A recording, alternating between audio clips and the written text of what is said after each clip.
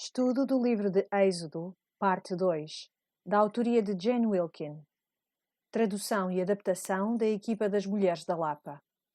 Os cadernos de estudo podem ser encomendados através do e-mail mulheresdalapa@gmail.com. Semana 5. O livro da Aliança.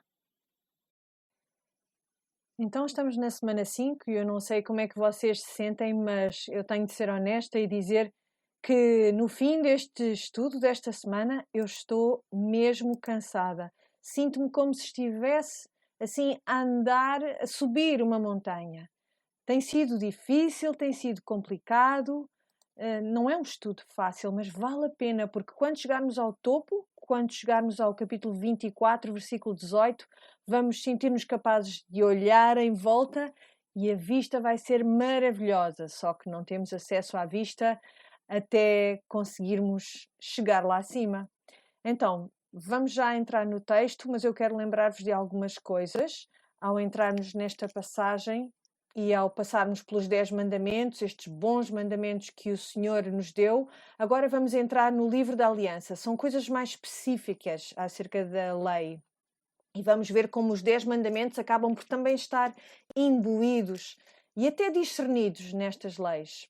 Então, eles tinham sido oprimidos no Egito, tinham estado debaixo de senhores muito injustos, não tinham direitos, não tinham leis, não tinham proteção nem provisão e por sua própria conta eles não iriam conseguir perceber como viver, como criar uma nova sociedade em que houvesse de facto justiça, em que houvesse fertilidade, houvesse abundância. Eles não tinham maneira nenhuma de o fazer. Mas o Senhor, na sua misericórdia, vai proporcionar isto, esta possibilidade a este povo. Estas leis vão ensinar-lhes como viver debaixo destas bandeiras da honra, já falámos disto na semana passada, debaixo da bandeira do amor, Deus primeiro, e o amor ao nosso próximo, como nos amamos a nós mesmos. E debaixo destas bandeiras, vamos ver como se pode criar uma sociedade em que as coisas de facto funcionem de acordo com essas leis. E vamos poder ver como de facto o Senhor amava estes israelitas. E se amava estes israelitas e ama, também me ama a mim e a ti. E esta passagem vai estar cheia de referências a bois e escravos e coisas que não são familiares para nós. Mas aquilo que nós vamos procurar é o coração de Deus no meio de tudo isto. Há duas coisas que eu também quero que vocês se lembrem. Este não é um tratamento exaustivo dos detalhes da lei. Estas leis, este livro da aliança, o seu propósito era estar na mão dos juízes, conforme eles resolviam as disputas, os conflitos entre o povo. E estas são as lentes que nós temos de ter ao caminharmos através destas passagens. Então vamos começar em Êxodo 20, 22. E há três coisas que eu quero que vocês prestem atenção. Conforme caminhamos através do texto, vamos poder também no final fazer um resumo do que vimos, mas há pelo menos três temas que eu quero que se lembrem quando formos ler isto. E eles são repetidos. O primeiro tema é a pureza na sua adoração. Isto foi tratado várias vezes já. A adoração do único Deus verdadeiro. O valor e a dignidade da vida humana também.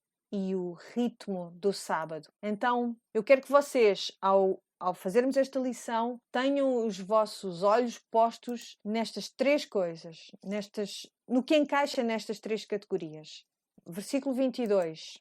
Então disse o Senhor a Moisés: Assim dirás aos filhos de Israel: Vós tendes visto que eu falei convosco desde os céus. Não fareis outros deuses comigo, deuses de prata ou deuses de ouro, não fareis para vós. Um altar de terra me farás, e sobre ele sacrificarás os teus holocaustos e as tuas ofertas pacíficas, as tuas ovelhas e as tuas vacas. Em todo o lugar onde eu fizer celebrar a memória do meu nome, virei a ti e te abençoarei. E se me fizeres um altar de pedras, não o farás de pedras lavradas. Se sobre ele levantares o teu buril, profaná-lo-ás. Não subirás também por degraus ao meu altar, para que a tua nudez não seja descoberta diante deles. Então, a primeira coisa, logo de imediato, que o Senhor trata é esta ideia de que temos de ser puros na adoração, como devem adorar o Senhor como o único e verdadeiro Deus. Eles não devem ter nenhum Deus feito de ouro ou de prata, porque tudo o resto é falso. Ele é o único Deus verdadeiro. Então esta instrução acerca também das pedras também é importante. Ele fala em construir um altar de pedras e que não será de pedras lavradas, porque as pedras lavradas era o que eles utilizavam para construir altares pagãos. Para além disto, há uma instrução de não subir por degraus até ao altar. Já falámos nisto antes. Esta ideia de que nos rituais pagãos, nos altares pagãos, havia esta vontade de representar estas escadarias, que muitas vezes eram esculpidas para chegar ao altar, como uma escadaria até ao céu. Esta ideia de que nós, de algum modo, podemos chegar até Deus, já falámos sobre isto. Nos rituais pagãos, eles faziam até atos sexuais nestes degraus. Então, o Senhor diz, de nenhum modo, o modo como tu me adorar se deve parecer com o modo como os pagãos adoram os teus falsos deuses. Tem de ser diferente, deve ser puro. Eu sou o teu Deus, eu sou o teu único e verdadeiro Deus e deves adorar-me em pureza. Ele nunca entregará a sua glória a outros deuses. Agora vamos entrar no capítulo 21. Estes são os estatutos que lhes proporás. Se comprares um servo hebreu, 6 anos servirá, mas ao 7º sairá forro. De graça, se entrou só com um corpo sairá. Se ele era homem casado, sairá sua mulher com ele. Se seu senhor lhe houver dado uma mulher, ela lhe houver dado filhos ou filhas, a mulher e os seus filhos serão seu senhor, e ele sairá só com o seu corpo. Mas se aquele servo expressamente disser, eu amo a meu senhor e a minha mulher e meus filhos, não quero sair forro, então o senhor o levará aos juízes e o fará chegar à porta ou ao postigo, e o seu senhor lhe furará a orelha com uma sovela e o servirá para sempre. Esta instrução é acerca da escravatura e é algo que nós temos que perceber antes de entrar mais a fundo no texto. Como nós dizemos ali na pergunta 7, isto era um tipo de escravatura diferente. É um servo voluntário. Era um compatriota hebreu que se vende a si mesmo como servo durante um período de tempo para pagar uma dívida. Isto é um conceito que existia na altura. Também era uma maneira de evitar a miséria. No caso de tu não teres nenhum meio de providenciares para ti mesmo e para os teus, esta era uma possibilidade dentro da sociedade de evitar esse tipo de miséria. E esta é uma instrução acerca do relacionamento entre hebreus e hebreus. Portanto, são diretivas quanto ao modo como eles deveriam tratar os seus irmãos, não é? Quando esse irmão ou irmã entrava numa servitude voluntária. Numa sociedade agrícola não era incomum que as pessoas entrassem em ruína económica.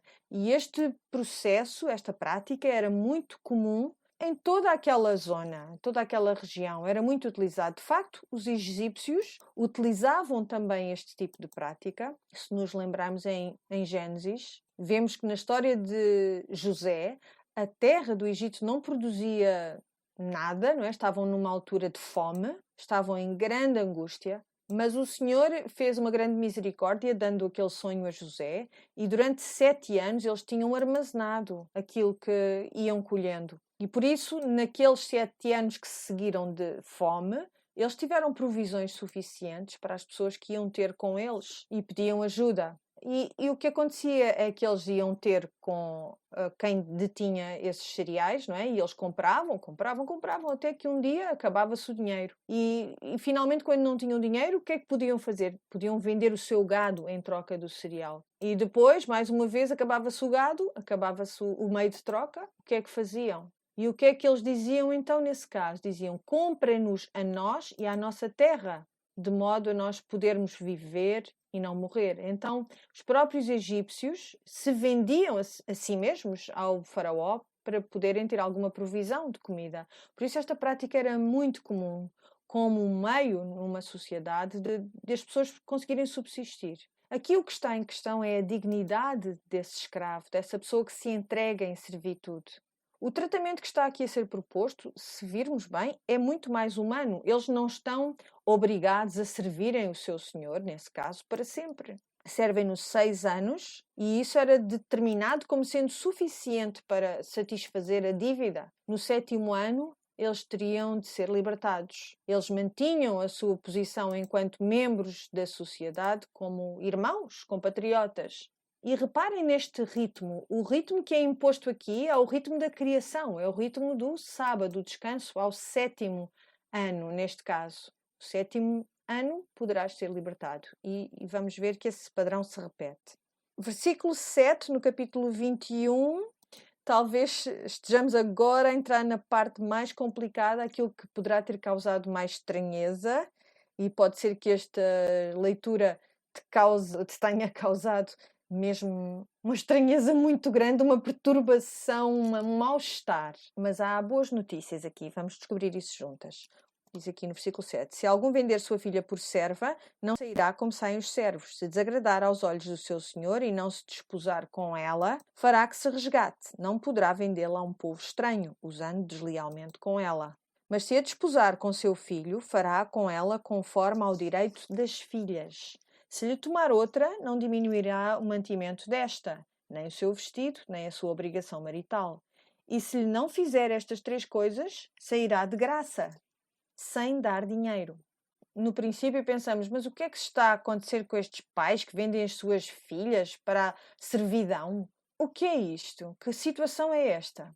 Mas o que se trata aqui, de facto, é de uma prática utilizada pelas famílias que não tinham meios de subsistência, que não tinham meios de comprar um casamento para a sua própria filha, de oferecer um dote, como era prática. Então o que acontecia é que elas eram vendidas como uma segunda esposa. Vemos vários livros do Antigo Testamento que mencionam esta prática. Jacó, por exemplo, ele teve mulheres que eram mulheres secundárias, eram servas, eram escravas, depois de Lia e de Raquel. E seria este tipo de situação que está aqui a ser retratada. Um pai que vende a sua filha para que ela possa, de facto, ter um casamento e possa ser protegida por esse casamento, possa ter as suas necessidades providenciadas por esse casamento, sem que ele tenha de apresentar um dote e negociar um casamento como deve ser, vamos dizer. Às vezes haveria dívidas dessa família para com a família do homem a quem esta mulher era entregue em casamento. Era este o meio que eles utilizavam. É importante perceber que uma mulher podia vender-se a si mesma, ou um pai podia oferecer o seu filho também, fazer a mesma coisa ao seu filho por causa da dívida de uma família. Mas há provisões específicas e proteções que são tornadas disponíveis para as mulheres nestas situações. E isto são boas notícias para as mulheres. Assim, nós podemos compreender que há instruções que são dadas naquela cultura, naquele tempo, naquela era, e assim conseguimos também compreendê-las melhor. Havia outros códigos de lei, outros códigos legislativos praticados pelos povos na antiguidade que não eram generosos como este é, em relação às mulheres especificamente.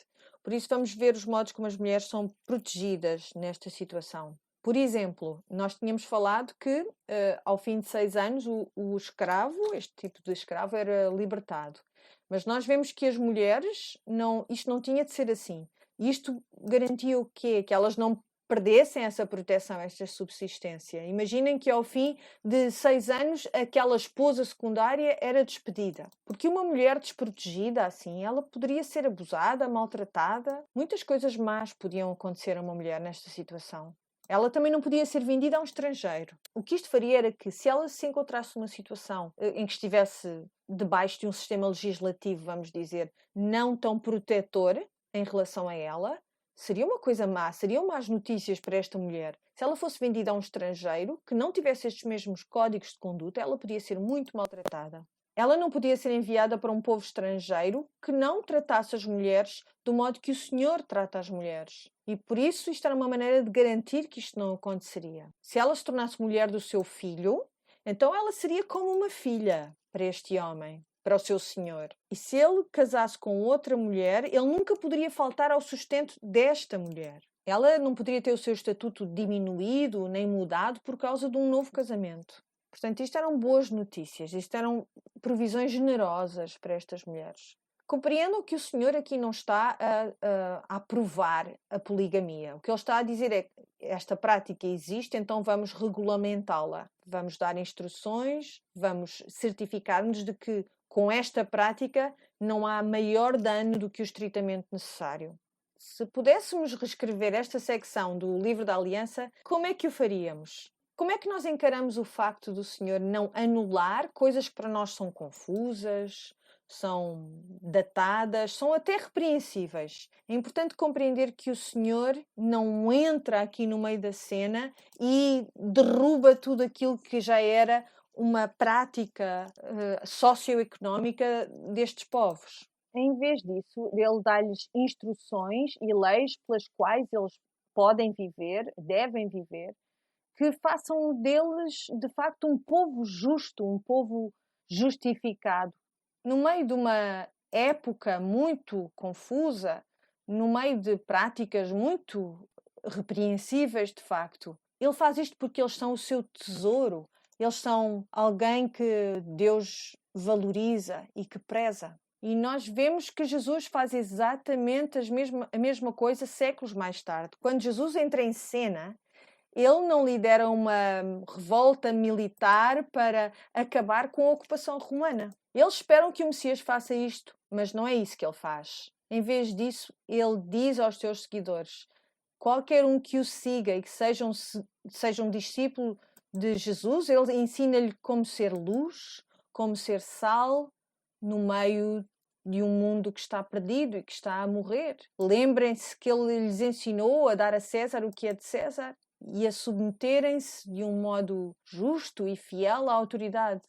Portanto, nós temos de prestar atenção a isto, porque nós vivemos hoje em dia também num tempo e numa cultura em que há coisas no nosso mundo, a lei das terras, elas não refletem sempre aquilo que a Escritura nos ensina, pois não, acerca da verdade e da justiça. E por vezes nós sentimos confusas, queremos que isso seja diferente, queremos que o Senhor venha e torne tudo diferente. Mas na sua soberania, na sua sabedoria, Ele permite essa inconsistência e Ele põe perante nós modos pelos quais nós podemos viver, como Paulo instruiu aos Filipenses, em Filipenses 2, ele diz que lhes devem ser uma luz que brilha no meio de uma geração pervertida. E nós vemos isto também acontecer aqui neste livro que estamos a estudar. Vamos voltar ao versículo 12. Quem ferir alguém, que morra, ele também certamente morrerá. Porém, se lhe não armou ciladas, mas Deus o fez encontrar nas suas mãos, ordenar-te-ei um lugar para onde ele fugirá. Mas se alguém se ensoberbecer contra o seu próximo, matando-o com engano, tirá-lo-ás do meu altar para que morra. O que ferir a seu pai ou a sua mãe, certamente morrerá. E quem furtar algum homem e o vender ou for achado na sua mão, certamente morrerá. E quem amaldiçoar a seu pai ou a sua mãe, certamente morrerá. Então vemos 4 provisões, 4 instruções, 4 leis que estão todas a apontar numa mesma direção. Zero tolerância. Uma política de zero tolerância quanto ao tirar uma vida, quanto ao abuso dos mais velhos. Lembram-se quando nós falámos do mandamento honrar o pai e a mãe, nós falámos também do cuidado para com os idosos. E o público desses mandamentos era um público adulto, e o mesmo está a acontecer aqui com este livro da aliança. Este mandamento tem a ver com tratar bem os idosos. Se alguém lhes fizer mal, então esse tem de ser morto. Quem roubar um homem e o vender, isto tem a ver com o tráfico humano. Roubar uma pessoa e levá-lo para longe, vendê-lo como se fosse alguém de sua posse. E depois falamos de amaldiçoar o seu pai ou a sua mãe. Isto tem a ver com tratar alguém com desprezo. Mais uma vez, vemos quão significativo é que dentro da nossa esfera familiar, dentro de uma comunidade, dentro de uma sociedade, tem de haver honra e respeito. Torna-se nesta pedra fundamental para construir uma sociedade. Versículo 18. E se alguns homens pelejarem, ferindo um ao outro com pedra ou com o punho, e este não morrer, mas cair na cama, se ele tornar a levantar-se e andar fora sobre o seu bordão, então aquele que o feriu será absolvido, somente lhe pagará o tempo que perdera e o fará curar totalmente. Alguém se mete numa luta, um deles leva mais do que o outro, se esse que levou mais conseguir recuperar-se e andar com o apoio de uma bengala, então aquele que o feriu deve pagar pelas suas despesas médicas e também pelo tempo perdido, até ele estar completamente saudável de novo. Se alguém ferir ao seu servo ou à sua serva com pau e morrerem debaixo da sua mão, certamente será castigado. Porém, se ficarem vivos por 1 ou 2 dias, não será castigado, porque é o seu dinheiro. Aqui vemos esta instrução como sendo algo que pretende prevenir o abuso da autoridade de um senhor sobre um escravo. Conforme nós continuamos, vamos ver como a vida para o Senhor é de facto preciosa. O valor e a dignidade da vida humana, independentemente do lugar que essa pessoa ocupe na sociedade ou o seu género. Isso é importante para Deus, a vida humana.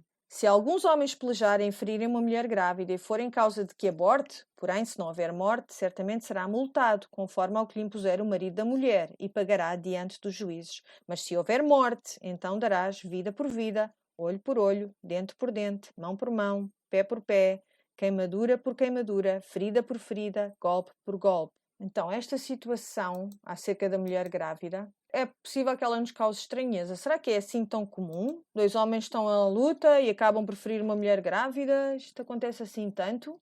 Não sei bem. Mas pelo visto era importante o suficiente para o Senhor fazer uma instrução, preparar uma instrução para esta situação. Mas o que é que nós vemos aqui? Vemos que o Senhor providencia também para aqueles que ainda não nasceram.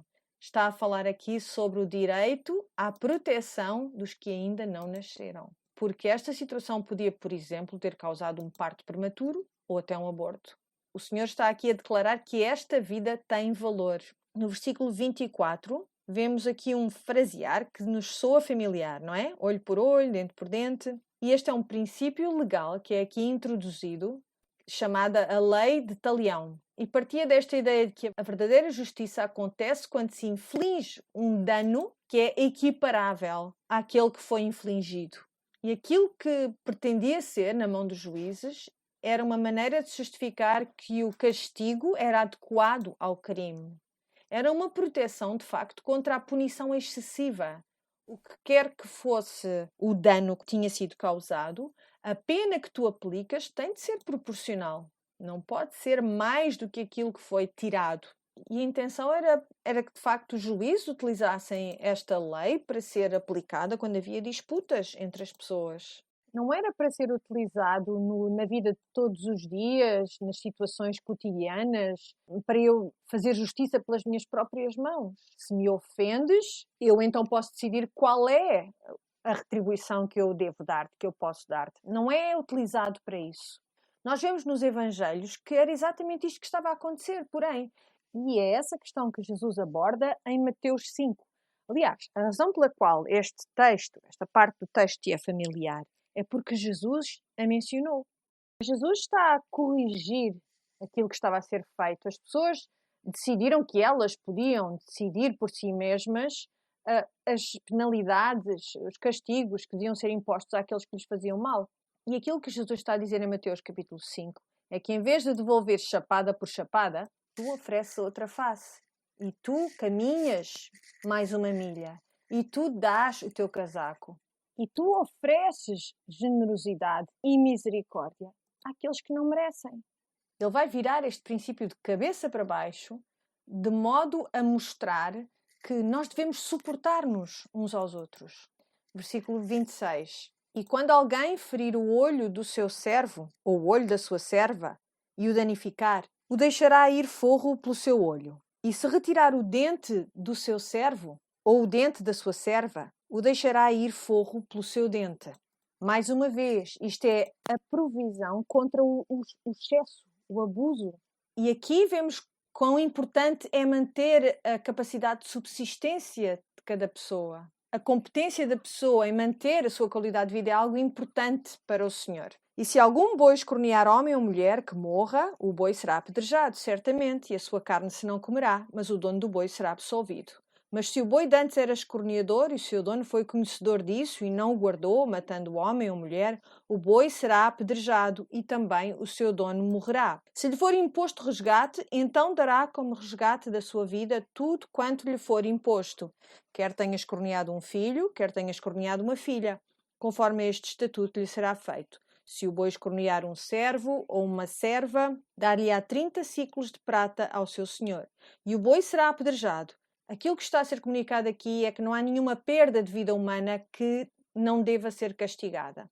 E isto tem a ver e aplica-se ao estatuto social da pessoa, qualquer que ele seja, e também ao género da pessoa. Os homens e as mulheres têm o mesmo valor perante estas leis. E isso é significativo. Esta próxima secção vai lidar com as leis da restituição, vai lidar com a propriedade e neste contexto a propriedade tem a ver com animais, com gado. Então, se fizeste o trabalho de casa desta semana, se calhar já te dói a cabeça com tantos pormenores e tantas situações diferentes que esta parte da lei pretende abranger. Se alguém abrir uma cova ou se alguém cavar uma cova e não a cobrir e nela cair um boi ou jumento, o dono da cova o pagará, ao seu dono o dinheiro restituirá, mas o morto será seu. Se o boi de alguém ferir de morte o boi do seu próximo, então se venderá o boi vivo e o dinheiro dele se repartirá igualmente e também o morto se repartirá igualmente. Mas se foi notório que aquele boi de antes era escorneador e seu dono não o guardou, certamente pagará boi por boi, porém o morto será seu. Aqui ouvimos duas vezes que se um homem sabe que o seu boi faz asneira e não trata de manter este boi bem guardado, bem preso, e se esse boi vai e mata outra pessoa ou escorneia outro boi, o que quer que seja que cause dano, o dono é responsável. Isto tem a ver com a negligência. Este homem é negligente, ele sabe que aquele boi dá sempre chatice e em vez de o manter bem guardado, bem preso, não, ele deixa que ele faça o que quer e, portanto, está a causar injúria aos outros por causa da sua negligência. Então a restituição é devida, ao ponto de lhe custar a própria vida. Se alguém furtar boi ou ovelha e o degolar ou vender por um boi pagará 5 bois e pela ovelha 4 ovelhas. Se o ladrão for achado a minar e for ferido e morrer, o que o feriu não será culpado do sangue. Se o sol houver saído sobre ele, será culpado do sangue. O ladrão fará a restituição total, e se não tiver com que pagar, será vendido por seu furto. Se o furto for achado vivo na sua mão, seja boi, ou jumento, ou ovelha, pagará o dobro. No caso do roubo, se alguém roubar, tem de pagar, restituir mais do que aquilo que tiraram. Talvez tenha confundido esta questão. Ok, se ele arrombar, se ele entrar subrepticiamente em algum sítio, não há culpa de sangue. Mas se o sol houver saído sobre ele, será culpado do sangue. Isto tem a ver com alguém entrar numa casa, por exemplo, à meia da noite. Não há maneira de sabermos que aquela pessoa está a entrar, não há maneira de guardarmos a nossa casa o suficiente contra este tipo de furto. Se ele morrer por causa de ter entrado na tua casa à meia da noite, considera-se que o que aconteceu, aconteceu e ninguém é culpado dessa morte. Se for durante o dia, o sol já saiu e tu estiveres bem desperto e puderes evitar, portanto, vigiar melhor a tua casa, ainda assim não o fizeres e esta pessoa tenta entrar na tua casa e roubar-te, tu aí não tens direito de o matar. Se alguém fizer pastar o seu animal num campo ou numa vinha e o largar para comer no campo de outro, o melhor do seu próprio campo e o melhor da sua própria vinha restituirá. Se rebentar um fogo e pegar aos espinhos e abrasar a meda de trigo ou a seara ou o campo, aquele que acendeu o fogo pagará totalmente o queimado. Esta parte em que há toda esta sugestão de negligência e de coisas acidentais é significativo. Esta ideia de restituição tem a ver com tu sofreste algum tipo de injúria, de dano às minhas mãos, quer tenha sido por vontade minha ou não. E aquilo que é apropriado é eu restituir o mal que foi feito, compensar-te pelo mal que foi feito.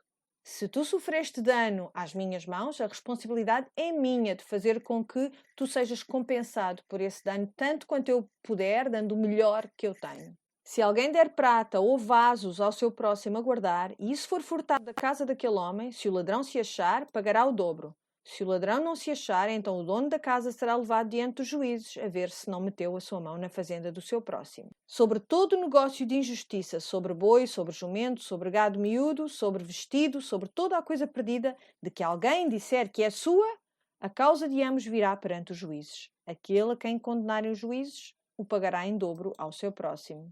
Eu pedi para tu guardares as minhas coisas, mas as coisas desaparecem. Talvez haja um ladrão por aí à solta, mas se ele não for apanhado, se nunca ninguém descobrir quem é este ladrão, se ele não for levado à justiça, então talvez se dê o caso de que, enquanto as tuas coisas estiveram à minha guarda, eu decidi guardá-las mesmo, mas para mim. Portanto, vamos juntos perante o Senhor e deixar que o Senhor determine qual é a verdade, se de facto mexeste nas minhas coisas. Se o Senhor disser que não, tudo bem. Se o Senhor disser que tu mexeste nas minhas coisas, terás que restituir tudo em dobro. Se alguém der ao seu próximo a guardar um jumento, ou boi, ou ovelha, ou algum animal, e morrer, ou for dilacerado, ou afugentado, ninguém o vendo, então haverá juramento do Senhor entre ambos, de que ele não meteu a sua mão na fazenda do seu próximo, e seu dono o aceitará, e o outro não o restituirá. Mas se lhe for furtado, o pagará ao seu dono. Porém, se lhe for dilacerado, trá-lo-á em testemunho disso, e não pagará o dilacerado. Portanto, eu, muito naturalmente, peço que vigies o meu burro, e enquanto tu vigias o meu burro, se este burro morrer, ou ficar magoado, ou desaparecer, se for levado por outro animal, ou atacado por outro animal, mas não houver provas que de facto tenha sido isso que aconteceu, mais uma vez, teremos de ir perante o Senhor, e se tu fizeres juramento perante o Senhor que não fizeste nada de mal, então eu vou aceitar, e pronto, paciência, o burro perdeu-se. Mas se eu pedir para vigiares o meu burro e ele for roubado, enquanto tu estás a cuidar dele, tens de me dar um burro novo. E se eu te pedir que guardes o meu burro e ele for comido por animais selvagens e tu me tragas o corpo do bicho, tudo bem, ficamos assim, estamos quites, não tens de me dar um burro novo. E se alguém a seu próximo pedir alguma coisa e for danificada ou morta, não estando presente o seu dono, certamente a restituirá. Se o dono estiver presente, não a restituirá. Se foi alugada, será pelo seu aluguer. Então, se pedires o burro emprestado e o burro ficar magoado, alguma coisa acontecer ou morrer, e eu não estou lá para ver o que aconteceu, tu tens de me dar um burro novo. Ora bem, falando de burros e de bois e estas coisas, cá está uma coisa que é tão bonita e tão importante e que muitas vezes se perde no nosso entendimento quando lemos esta passagem. Isto trata-se de corrigir aquilo que está mal. Isto é significativo porque hoje em dia, no meio evangélico, como estamos debaixo da graça, perdemos esta noção, este entendimento. Talvez uma má compreensão do que é, de facto, o perdão, do que é estender graça, mas o que é certo é que se tu sofreres dano à minha mão, por minha responsabilidade, eu tenho de fazer alguma coisa para te restituir, para te compensar. Se tu me emprestares a tua camisola preferida e enquanto a tens vestida, recebes estes elogios todos porque a camisola é giríssima, e depois entornas café na minha camisola preferida e se estraga, não é suficiente que tu digas que lamentas o que aconteceu. Não é suficiente pedir muita desculpa e devolver-te a camisola tão bonita que me emprestaste que agora está estragada. O que eu tenho de fazer é, tenho de ir até à lavandaria, ver se dá para sair com a limpeza a seco, um tratamento, algum especial que eles possam fazer. E se a coisa não se resolver assim, adivinha o que é que vai acontecer? Eu tenho que te devolver com o meu pedido de desculpas e um cartãozinho presente, certo? É isso que eu tenho de fazer. Eu tenho de compensar-te pelo mal que te fiz. Na mesma medida em que eu possa e na mesma medida que foi feito esse mal, eu tenho que te compensar. Não se trata de fazer penitência e também não se trata de ganhar o perdão, de pagar pelo perdão de alguém. O perdão tem que ser dado livremente, mas trata-se de facto de corrigir aquilo que está mal, até o ponto em que te seja possível. Vamos olhar para o versículo 16. Se alguém enganar alguma virgem que não for desposada e se deitar com ela, certamente adotará por sua mulher. Se seu pai inteiramente recusar dar-lhe, dará dinheiro conforme ao dote das virgens. Então, esta instrução é uma provisão contra o sexo antes do casamento, mesmo que ele seja consensual, e também contra a violação. No tempo em que nós estamos a tratar, no tempo em que esta lei foi promulgada, o casamento era um contrato estabelecido entre duas partes, entre duas famílias. A família do noivo tinha que oferecer o preço da noiva e a família da noiva tinha de oferecer o dote. E o preço da noiva por uma virgem era muito mais alto. Então, se um homem tira a virgindade a uma mulher, ele não está só a sujeitá-la à vergonha social, está também a comprometer a sua capacidade de estar casada, de ter um bom casamento. Porquê? Porque agora vai ser considerada como, vamos dizer, um bem contaminado.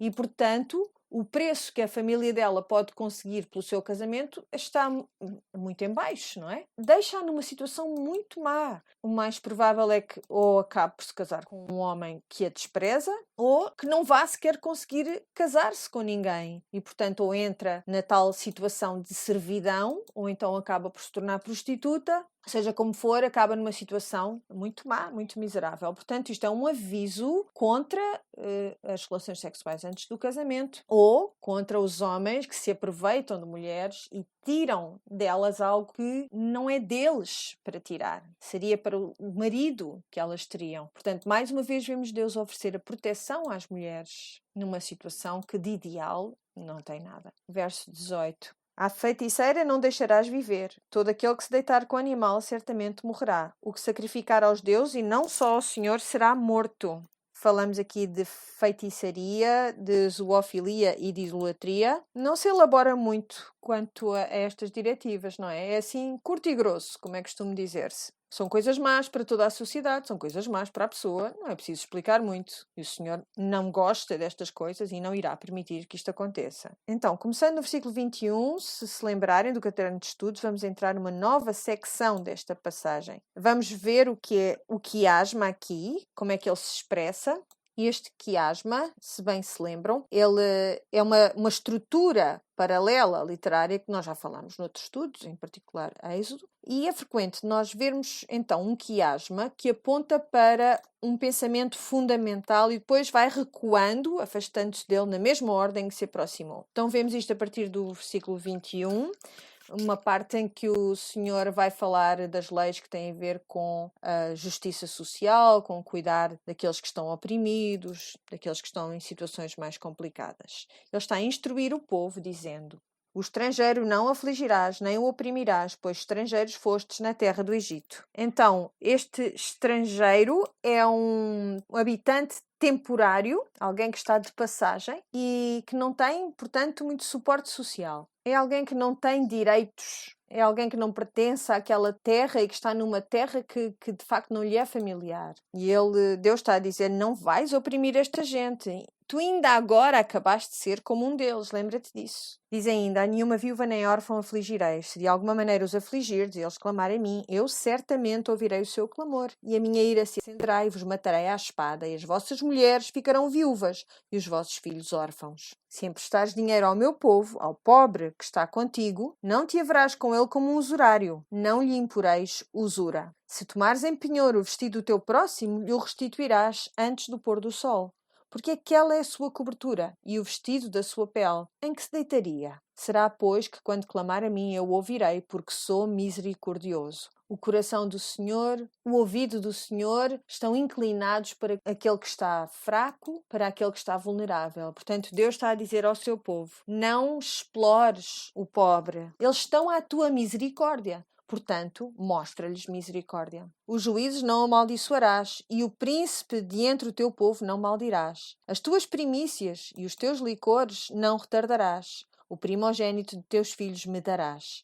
Assim farás dos teus bois e das tuas ovelhas. 7 dias estarão com sua mãe, e ao 8º dia mos darás. E ser-me-eis homens santos, portanto não comereis carne despedaçada no campo, aos cães a lançareis. Aqui no versículo 31 vemos o tema central deste quiasma. A nossa atenção tem de estar aqui, posta neste versículo 31. Tu és um povo que foi separado por mim e para mim. Tu pertences-me e, portanto, como tal, como alguém que foi consagrado, separado para mim, tu deves ser como eu sou. Daí esta ideia, ser santo como eu sou santo. As coisas com as quais eu me preocupo, tu também tens de preocupar. Como alguém que foi separado para mim, que foi consagrado para mim, tu tens que cuidar dos pobres, dos fracos e dos vulneráveis. Tu foste-me consagrado. A mim, por mim e para mim. E como o povo de Deus, nós temos de ter o coração que Deus tem por aqueles, por os mais pequeninos, como disse Jesus. Temos de agir a seu favor, assim como ele faria, assim como ele faz. É interessante perceber que outros códigos legislativos desta altura, nesta região, eram sensíveis à posição social, ao estatuto social das pessoas às quais esse código se aplicava. não eram indiferentes, não era uma justiça aplicada equitativamente a todos. Mas isto não é verdade nesta comunidade, não é verdade no povo de Deus. A vida é valiosa, toda a vida humana, independentemente do seu poder e do seu estatuto social. Não admitirás falso rumor e não porás a tua mão com o ímpio para seres testemunha falsa. Não seguirás a multidão para fazeres o mal, nem numa demanda falarás, tomando parte com o maior número para torcer o direito. Nem ao pobre favorecerás na sua demanda. Se encontrares o boi do teu inimigo, ou o seu jumento desgarrado, sem falta lhe o reconduzirás. Se vires o jumento daquele que te aborrece, deitado debaixo da sua carga, deixarás, pois, de ajudá-lo? Certamente o ajudarás, juntamente com ele. Então ele está a chamar a atenção de volta para o cuidado dos outros, ao ponto de estender-se de facto misericórdia a qualquer um. Graça e misericórdia à última pessoa na tua lista, àquela pessoa a quem não queres mesmo estender graça e misericórdia. Os versículos 4 e 5 têm esta ideia de quando fala em encontrares o boi do teu inimigo. Encontras alguém de quem não gostas, deves prestar-lhe auxílio. O que é que isto faz lembrar? A parábola do bom samaritano, que nós falámos na semana passada. Um homem que deu auxílio a alguém que ele teria todos os motivos para odiar. Portanto, o Senhor está a dizer, sê o bom próximo para qualquer um com quem tu te cruzes. Não perverterás o direito do teu pobre na sua demanda. De palavras de falsidade te afastarás, e não matarás o inocente e o justo, porque não justificarei o ímpio. Também presente não tomarás, porque o presente cega os que têm vista, e perverte as palavras dos justos. Também não oprimirás o estrangeiro, pois vós conheceis o coração do estrangeiro, pois fostes estrangeiros na terra do Egito. Então ele faz mesmo notar que não tens o direito de oprimir o estrangeiro. Tu não tens esse direito. Ele começa com esta afirmação e termina com esta afirmação. Ele diz algo muito interessante aqui. Conheces o coração do estrangeiro.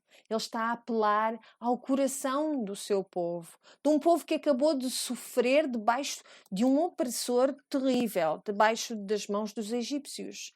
Por isso, do que é que o coração dos hebreus se lembra? O que é o coração do estrangeiro? Ele quer que eles se lembrem e querem que se identifiquem de tal modo com este estrangeiro que possam estender misericórdia. Estás numa terra que não é tua, numa língua, numa cultura, em leis que são tão diferentes. Tudo te é estranho. É provável que sejas até detestado por ser diferente. Tu arriscas ser explorado. Não tens direitos, não tens proteção. Estás impotente e não pertences aqui. E, no entanto, aqui estás tu, estás fraco, tens medo, estás desesperado. E aquilo que ele está a dizer ao seu povo é: não faças aos outros aquilo que te foi feito. A misericórdia, a compaixão que tu querias que outros tivessem estendido a ti nesse tempo, tu agora vais poder estendê-las àqueles que estão entre ti, que estão no teu meio. E tu consegues identificar-te com o coração do estrangeiro, o coração da pessoa que é estranha ao lugar em que ele está. Nós próprios somos estrangeiros, somos estranhos, somos exilados. A nossa cidadania não é desta terra, é do céu. É na Nova Jerusalém, nos novos céus, na nova terra. Este lugar onde tu estás não é a tua casa.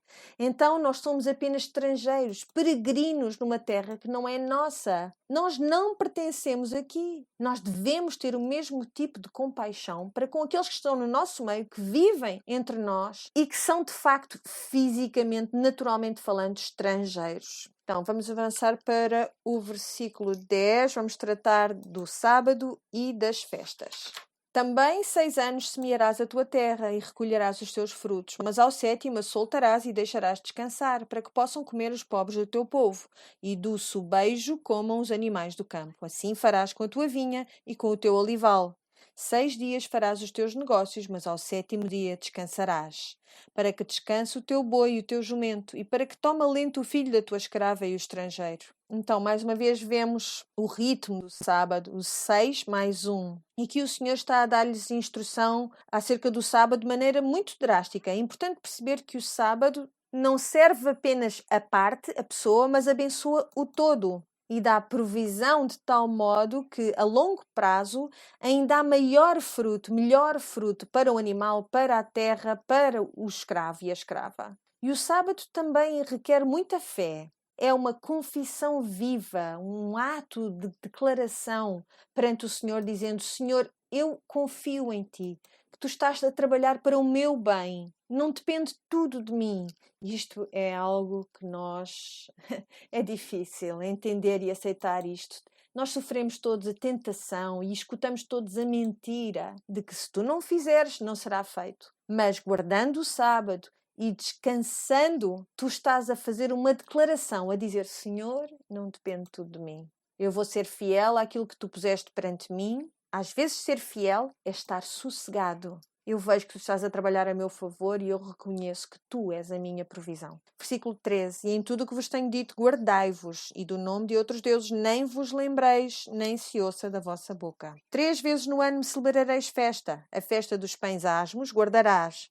7 dias comerás pães asmos, como te tenho ordenado, ao tempo apontado no mês de Abib, porque nele saíste do Egito, e ninguém apareça vazio perante mim. E a festa da cega dos primeiros frutos do teu trabalho que houveres semeado no campo, e a festa da colheita à saída do ano, quando tiveres colhido do campo o teu trabalho. 3 vezes no ano todos os teus varões aparecerão diante do Senhor. Então aqui vemos o Senhor a apontar para 3 festas diferentes, 3 festividades, que são uma celebração da sua provisão, e ao sacrificar nestas festas estamos a reconhecer, estamos a dar de volta ao Senhor aquilo que Ele nos deu.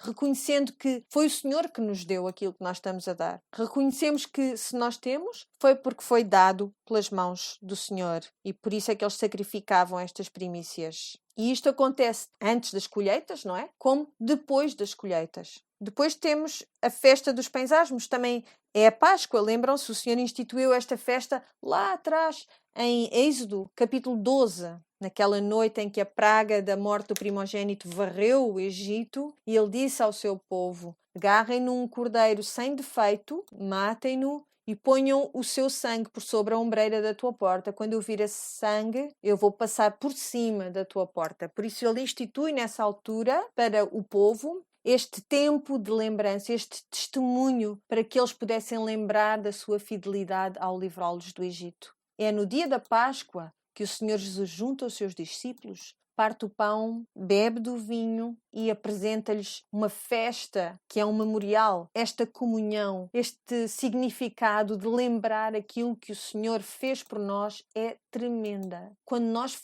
o fazemos ativamente, nos lembramos de quem Deus é, aquilo que Ele fez. Isto aumenta a nossa confiança nele, na sua fidelidade, e leva-nos à obediência. A nossa obediência leva-nos à alegria. Ele não quer que eles esqueçam que todas as coisas lhes são dadas pela sua mão e que ele é fiel para cumprir com o que promete. Versículo 18. Não oferecerás o sangue do meu sacrifício com pão levedado, nem ficará a gordura da minha festa da noite até de manhã. As primícias dos primeiros frutos da tua terra trarás à casa do Senhor teu Deus. Não cozerás o cabrito no leite da sua mãe. Mais uma vez, são instruções acerca da pureza da sua adoração. Isto pode parecer estranho para vocês, a mim pareceu-me esquisito, não cozer o cabrito no leite da sua mãe.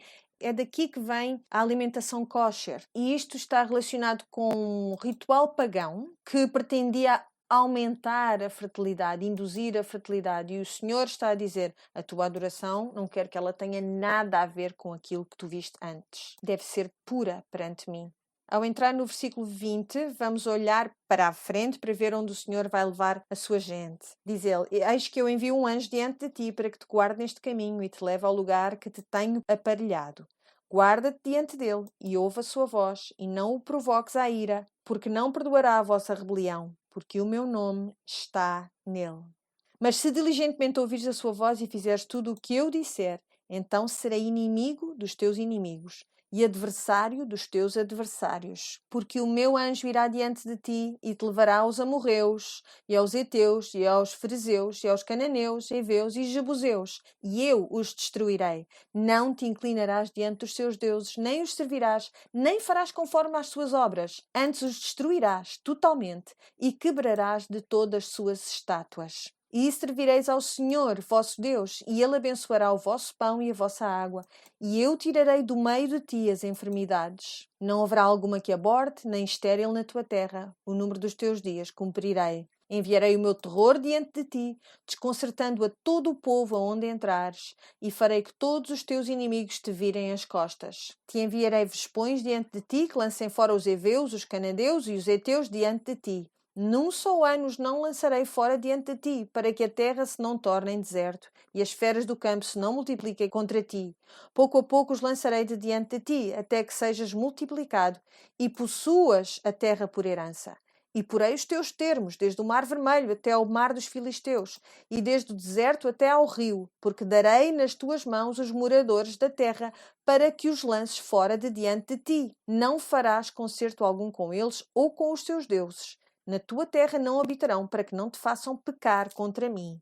Se servires aos seus deuses, certamente será um laço para ti. Aquilo que ele está a dizer ao seu povo é: não só eu te tirei da escravidão do Egito, como te vou levar para a terra prometida. Esta terra que eu prometi a Abraão, a Isaac e a Jacó, é para aí que vocês vão. Eu vou enviar um anjo à tua frente para te guardar e para te guiar, até chegares a esta terra, que vai ser uma terra bela e abundante e vai emanar leite e mel. E eles usam esta linguagem para comunicar, dizer que este lugar para onde eu te levei, este lugar que eu te prometi, vai ser um lugar bom, abençoado, e lá vais frutificar. Então, quando ele fala de leite e de mel e de ribeiros de leite e de mel, ele não está a falar de coisas literais. Ele está a falar de bênção, de abundância, e do mesmo modo quando fala em não haver abortos, não haver doença, e estas coisas que nós gostamos de ver e de ouvir e que chamam muito a nossa atenção, aquilo que o Senhor está a dizer é que vai ser um tempo de bênção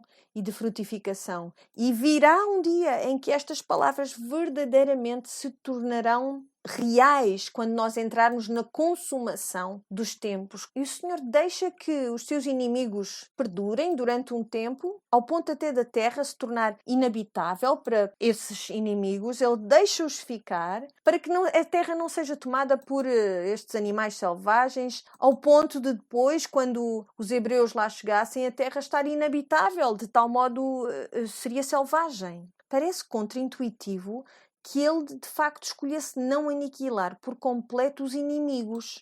Mas sabiamente o Senhor está a ver mais longe e está a garantir a provisão para os hebreus uma vez entrados na terra prometida. Capítulo 24. Estamos quase a chegar ao cume e diz assim: Depois disse a Moisés: Sobe ao Senhor tu e Arão, Nadab e Abiú e 70 dos anciãos de Israel e inclinai-vos de longe. E só Moisés se chegará ao Senhor, mas eles não se cheguem, nem o povo suba com ele. Vindo, depois, Moisés, e contando ao povo todas as palavras do Senhor e todos os estatutos, então o povo respondeu a uma voz e disseram: Todas as palavras que o Senhor tem falado, faremos. Moisés escreveu todas as palavras do Senhor e levantou-se pela manhã, de madrugada, e edificou um altar ao pé do monte e 12 monumentos, segundo as 12 tribos de Israel. E enviou certos mancebos dos filhos de Israel, os quais ofereceram holocaustos e sacrificaram ao Senhor sacrifícios pacíficos de bezerros. E Moisés tomou a metade do sangue e a pôs em bacias, e a outra metade do sangue espargiu sobre o altar. E tomou o livro do concerto e o leu aos ouvidos do povo, e eles disseram: Tudo o que o Senhor tem falado, faremos e obedeceremos. Abençoados sejam, eu sei que vocês querem isso, eu sei. Então tomou Moisés aquele sangue e espargiu sobre o povo e disse: Eis aqui o sangue do concerto que o Senhor tem feito convosco sobre todas estas palavras. Então as palavras ouviram as palavras do Senhor e disseram: Sim, sim, sim, nós fazemos, nós prometemos. E nós também fazemos o mesmo. Sim, sim, vou ser obediente. Mas nós conhecemos, nós sabemos como é que as coisas vão ser, porque no segundo seguinte vai estar lá a desobediência. Vamos faltar à nossa palavra. Moisés diz uma coisa interessante, faz uma coisa interessante. Ele espargiu o sangue sobre o altar, tudo bem, eu compreendo isso, mas depois o resto do sangue ele espargiu sobre o povo. Eu não gosto nada disso. Que horror, isto é esquisito, é nojento. Mas pensa bem no que está a acontecer aqui. Esta aliança está a ser confirmada, ratificada. E eu quero ser coberta com este sangue. Porque eles dizem: obedeceremos, faremos como dizes. Mas nós sabemos que a desobediência vem aí. Eles não vão guardar as suas próprias promessas. Eles vão precisar de expiar o seu pecado. E a expiação do pecado é através do sangue, porque sem o derrame do sangue não há perdão. Não há perdão do pecado. E antes mesmo, portanto, que eles possam falhar com as suas palavras, esse sangue vem sobre eles e eles estão cobertos com ele. A aliança está ratificada, confirmada com este derrame do sangue. E a bênção do Senhor é contingente, ela é dependente da sua obediência. Há uma quantidade de se então nestas promessas. Nós sabemos que este sangue que os cobre não vai ser suficiente. Eles vão continuar a pecar, o pecado deles vai ter que ser expiado, vai haver sacrifício após sacrifício, após sacrifício, após sacrifício. E é só isto que está entre eles e a cruz. Há mais sangue que vai ter de ser derramado por este povo. E este sangue que foi derramado nesta passagem, apesar dela selar a aliança, não é suficiente. No vosso caderno de estudos, nós pensamos no sangue que é, de facto, suficiente. Fomos ler Hebreus 12, em que fala sobre ser aspergido com o sangue de Jesus. E eu vou ler isto rapidamente ao aproximar-nos do final. Hebreus 12, eu vou ler. Ele falou daquilo que aconteceu no Monte Sinai e diz assim: Lembrem-se, porém, de que estão diante do Monte de Sião e da Jerusalém Celeste, que é a cidade do Deus vivo, com os seus milhares de anjos reunidos em celebração festiva. Estão junto da Assembleia dos Primogênitos de Deus, que já têm o nome inscrito nos céus. Estão ao pé de Deus, o juiz de toda a humanidade, junto dos espíritos das pessoas justas que já foram aperfeiçoadas. Estão ao pé de Jesus, o mediador da nova aliança, e do seu sangue derramado, que fala mais alto do que o sangue de Abel. Assim como na Páscoa ele disse: quando eu vir o sangue, eu vou passar por cima. Ele vê o sangue no livro da aliança aspergido sobre o povo e ele diz: eu vi o sangue que foi derramado, eu vou passar por cima. Aqui ele vê o sangue do seu filho que foi derramado apenas uma vez por todos. O Senhor diz: eu vejo o sangue e eu vou passar por cima. Jesus assegurou para nós uma nova, uma melhor e uma eterna aliança. Melhor do que o sangue de Abel. Portanto, Abel morreu muito cedo, logo em Gênesis, foi morto pelo seu irmão Caim. E o sangue de Abel clamava por vingança, pedia a morte daquele que o matou. Mas o sangue de Jesus é melhor. O sangue de Cristo fala uma palavra ainda melhor. Ele diz: porque este homem morreu, porque o seu sangue foi derramado, tu terás vida. Enquanto que o sangue de Abel clamava por vingança, o sangue de Jesus, o sangue do Cristo, clama o perdão. Enquanto que o sangue de Abel pedia compensação, o sangue de Jesus diz que, por completo, definitivamente e eternamente, está terminado. Não há mais sacrifícios pelo pecado. O altar está fechado, encerrado. Não há mais sangue que deva ser derramado. E esta é a melhor notícia de todas. Quando eu vir o sangue, eu passo por cima. Versículo 9.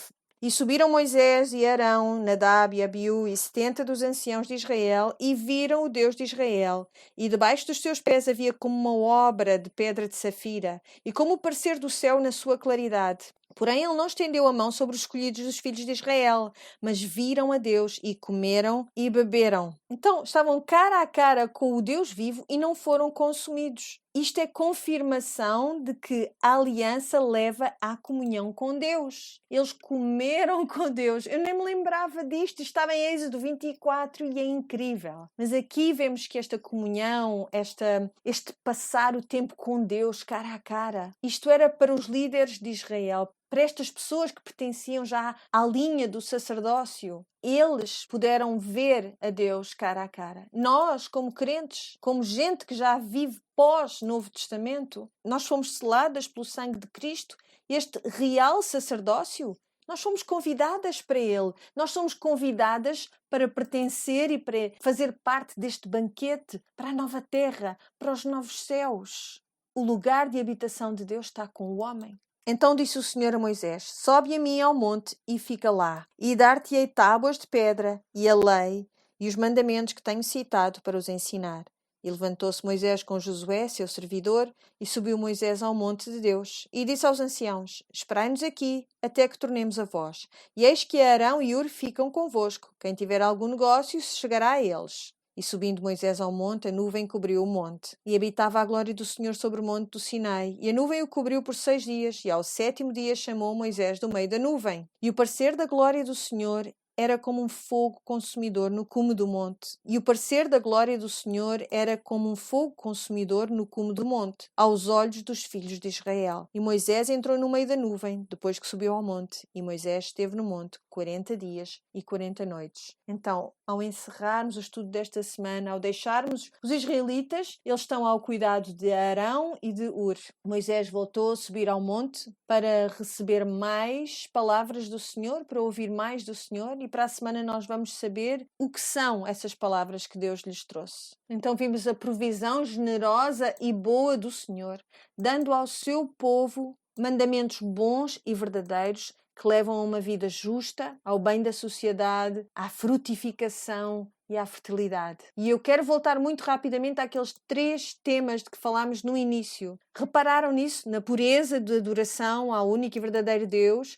o valor e a dignidade de toda a vida humana e o ritmo do sábado. Ao terminarmos esta lição, estas são aquelas coisas que de facto habitam o coração de Deus. Os seus mandamentos revelam o seu coração. Então estas 3 coisas estão no coração de Deus, para as suas filhas, para o seu povo. Por isso, vamos verificar, vamos examinar-nos a nós mesmas quanto a estes 3 fatores. Quão pura é a nossa adoração para com o único Deus verdadeiro? Ele não vai permitir ter nenhum rival na disputa pela tua adoração. Será que temos também valorizado a vida do mesmo modo que o Senhor a valoriza? Será que temos sido advogadas, defensoras dessa vida? Das pessoas que estão mais fracas, das pessoas que são desfavorecidas? Será que nós somos cúmplices da opressão por não fazermos coisíssima nenhuma e por não orarmos sequer por aqueles que precisam das nossas orações? E será que temos o ritmo do sábado nas nossas vidas? Será que sabemos entregar esse tempo de descanso a Deus como uma afirmação da nossa confiança nele? Minhas queridas, chegamos ao cume da montanha. Muitos parabéns! Portaram-se lindamente e eu vou orar por nós e vamos terminar esta semana.